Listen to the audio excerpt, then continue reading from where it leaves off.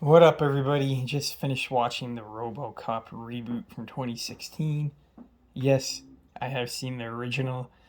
Obviously, this movie's nowhere near as good as the original, but it does do some things a bit better, I think, and does some things worse.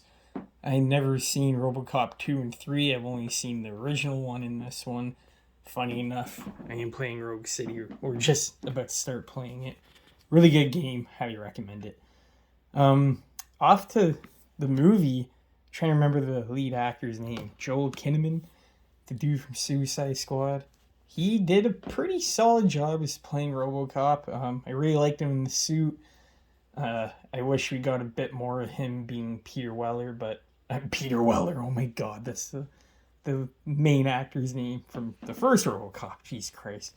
Thought we would have got like a bit more of Alex Murphy, and we did get some good emotional moments with his family, which I think this movie did better than the first one. But I felt like we could have gotten a bit more of the human side of him. When he does get in the suit, it's pretty cool. At the beginning, he can, feel emotion. He remembers his family. And then the doctors kind of manipulate the machine so he doesn't feel emotion. And then he kind of tricks himself back into remembering his family, which was a pretty cool idea and concept in the movie. And I think they really hammered that one home. I think this movie is a lot more about the suit and how it works and how it functions more than an action movie. Like, there really isn't a lot of action in this, which was kind of disappointing considering the trailer looked like it was going to be a lot of action. The action scenes you do get range from mid to pretty bad. Not bad, but just not the best. A lot of dark scenes that you can't really see what's going on. Obviously, it's PG-13, so there is blood, but not a lot like the first one.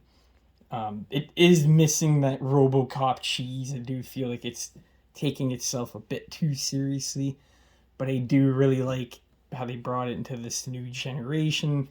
The technology's more advanced. There's a lot of, like, my favorite part of the movie is just the scenes of him, getting worked on, having conversations with the doctor, played by Gary Oldman, who did Detective Gordon in the Dark Knight series.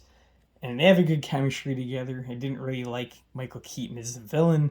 I like him as an actor, but this one felt pretty phoned in. Jay Burchill is also in this, and he's pretty fucking annoying. His role doesn't really bring anything to the table in this movie. There's a bit too many scenes of Samuel Jackson reporting the news, and there's also a bit of too many like press conference boardroom meetings. Kind of gets a bit boring, especially when Michael Keaton's not really giving it his all, which kind of sucks. I feel like if he'd had a better performance, it would have made the villain of the movie a lot better, but whatever. Surprisingly, this movie did really good at the box office, but they didn't make a sequel because of the mixed reviews, which kind of sucks because I think this kind of leaves off on a cliffhanger in some kind of way. And I really wish they did make a sequel and kind of improved on this one. I think it would be a lot better. But it is what it is. Maybe we'll get another Robocop movie eventually and it'll be rated R. I didn't mind the PG-13 style of this movie. I liked some of the action. I don't always need blood to have a good time, so when he was shooting robots and all that, like, that didn't bug me. That was pretty fun. There is some badass RoboCop moments, but all in all, it was just lacking with action. Um, Definitely the emotional side of this movie is like the best part about it. I haven't seen the first one in a long time. I'm gonna do a review of it on Monday, but I can't, like, I think this one has a bit more emotion to it than the first one, like family wise.